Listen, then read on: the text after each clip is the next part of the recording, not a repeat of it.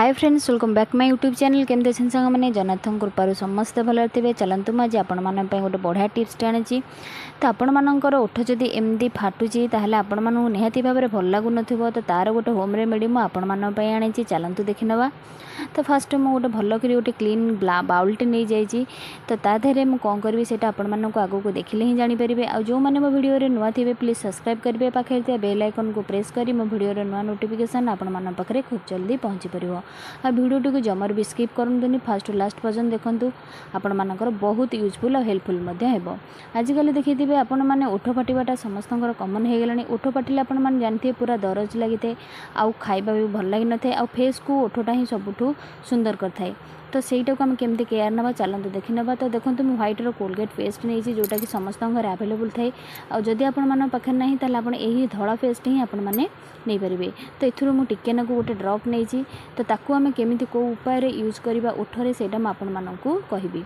तो ओठरेटा हूँ आमर सबुठ सफ्ट जिनस। तो ताकू आम केयर करवाटा निहाती दरकार। आकु जदि आम केयर न करवा देखो आप ओठर अवस्था केमी देखा जाए। तो आउ गोटे आपण कम करा पड़ो गोटे ब्रश नवा पड़ो। आ ब्रशटा टिके सफ्ट हवा दरकार।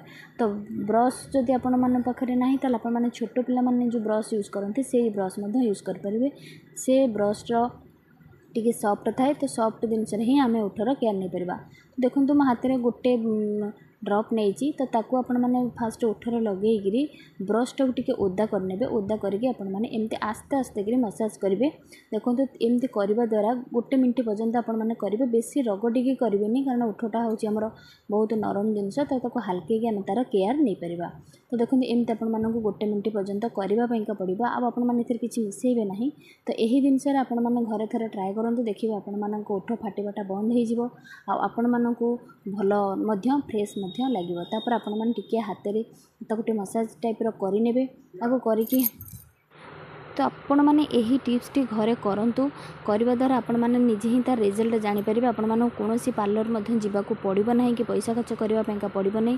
तापर आपण मैंने गोटे ओदा कपड़े लिप्सटा को भल कर क्लीन करने। यही टिप्स टी सब गृहिणी मैंने करवा निहाती दरकार। कारण घर कम सहित से फेसटा केयर नवा निहाती दरकार। तापर आपण मैंने ताको क्लीन कर सारापर आपण मैंने टिके से भेसलिन की यूज करेंगे।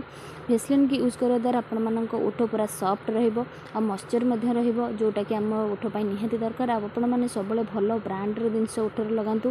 केबे भी कम दाम वाला जिनस लगातुनी कारण कम वाला जिनस ही आम ओठ को बहुत खराब करें। तो यही जिनस आपण मैंने जितेबाला ओठर लगाउछन्ती तापर ताको क्लीन कर सारा पर टिके भेसलिन लगेबे। देखिबे कि आपण मान पाखरे जहाँ थिबो बोरोलिन की जहाँ थिबो आपण माने ताको मध्य लगेई परिबे। तो देखिबे आपण माने ता रिजल्ट आपण माने निहाती भाव में पाई परिबे। फास्ट टू लास्ट पर्यंत वीडियो टिके देखिथिबार आपण मानकु बहुत बहुत धन्यवाद। तो पुणी देखा नेक्स्ट एक वीडियो रे। रहुची जय जगन्नाथ।